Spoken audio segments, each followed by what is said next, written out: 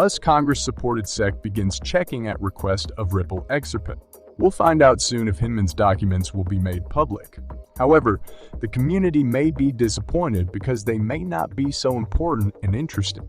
Welcome to the Finance Up channel. Please watch this video to the end, like it, and subscribe to the channel so as not to miss the release of new videos. Also in this video, we will show the lucky winner of giveaway free 500 XRP, and maybe it will be you. So watch the video carefully until the end. Stuart Alderoty, General Counsel at Ripple, recently highlighted the part played by the USC SEC in the recent crypto contagion triggered by the FTX implosion. According to him, Congress should examine the financial regulators' policies that might have contributed to the contagion. Alderoty believes some of these policies were beyond the SEC's jurisdiction. He made these remarks in a recent article published on Fortune magazine. Alderoty noted that the SEC is repeatedly going beyond its jurisdiction, and Congress has the responsibility to ensure that it keeps the regulator in proper check, especially after the FACS and BlockFi fiasco. I laid out a few thoughts today in Fortune magazine on the need for congressional oversight of the SEC after the recent collapses of BlockFi and FTX. He asserted that the SEC is one of the major reasons why BlockFi got entangled with FSIN, consequently collapsed with the bankrupt crypto exchange. BlockFi had to look to FTX to support its financial stand in an attempt to meet the $100 in settlement demanded by the SEC following the charges brought on the crypto lender. Alderoty had made similar claims last November. Due to its resulting relationship with FTX, BlockFi filed for bankruptcy 2 weeks after X, citing its exposure to the exchange as the major trigger of its liquidity crisis. The crypto lender's collapse has resulted in losses in consumers' funds and over $1 owed to creditors, with a $30 imbalance yet to be paid to the SEC in the settlement. Alderoty mentioned that the SEC does not have the right to enact new laws for itself, and it does not possess as much power over the crypto industry as it claims to have. He then highlighted that it is Congress's duty to oversee the SEC and make sure the watchdog is kept in check, according to the Legislative Reorganization Act of 1946. The California-based lawyer pointed out the fact that the SEC's policies in the crypto scene have been frowned upon by several pundits and consumers within the space, asserting that the agency has more interest in exercising its power than adhering to sound policy. Ripple chief Brad Garlinghouse agreed with these claims, highlighting them on his Twitter handle. I know some may forget this fact from time to time, but Alderoty so eloquently said the SEC can only exercise the authority expressly granted to it by Congress. Check out more in Stu's op-ed below. Notably, U.S. lawmakers have begun questioning the SEC over its policies in the crypto industry following the FACS collapse. Alderoty noted that he hopes Congress provides more clarity for the crypto industry this year so as to avoid more regulation. Enforcement moves from the SEC. This further mirrors Garlinghouse's previous remarks on the matter. Patrick L.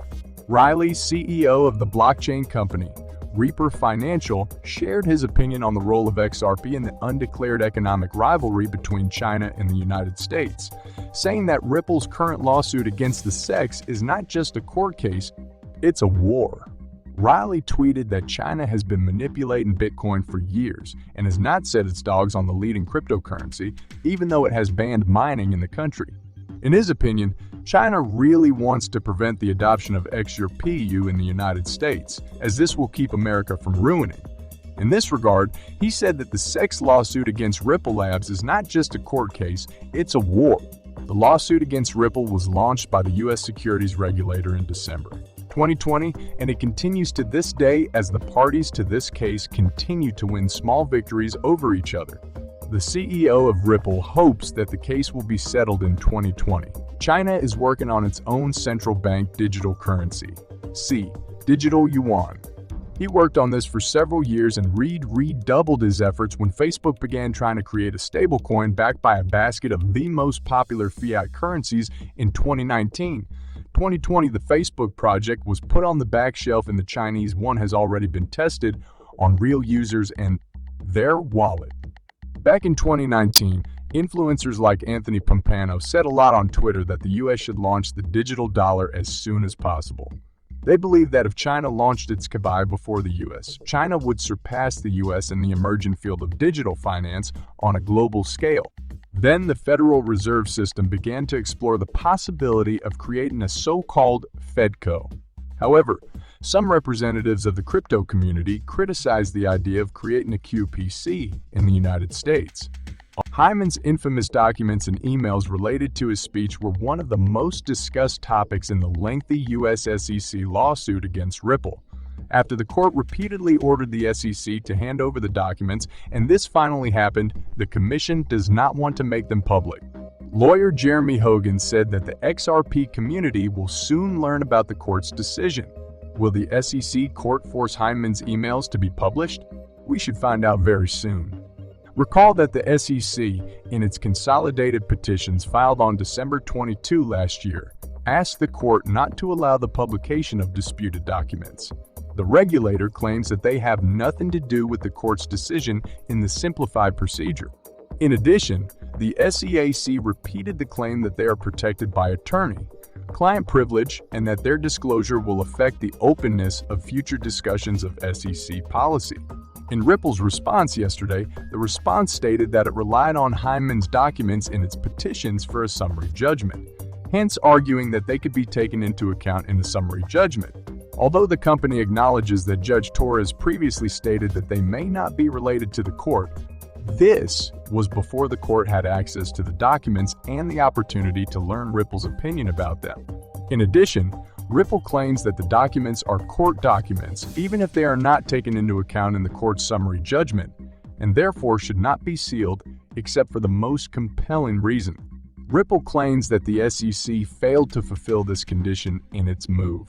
In addition, the defendants note that historically courts have rejected requests for secrecy after ruling that attorney-client privilege does not protect documents.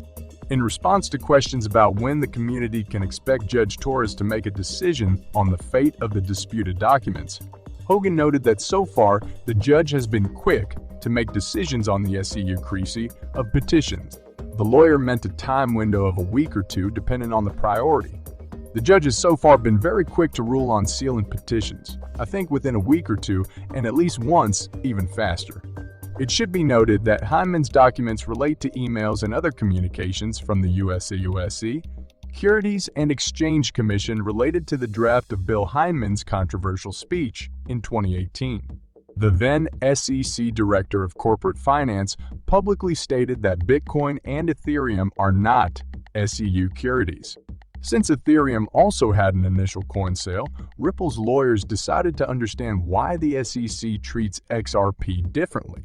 However, the SEC strongly resisted these efforts, arousing great public curiosity about its content. Recently, lawyer John Deaton suggested that Hyman's documents were not the irrefutable proof that the XRP community considered them, citing Ripple's rare references to them in its materials. He suggests that although the documents may speak of the SEC's malicious intent, it is now likely that XRP was not mentioned, unlike previous suspicions. However, community members are still interested in the content of these emails and believe they have the right to see them. You can see the current price of XRP on your screens with a daily trading volume of $648,452,340. Used XRP has declined by 3.2 in the last 24 hours. Thank you for watching this video to the end. If you liked it, then don't forget to like and subscribe to the channel so as not to miss the release of new videos.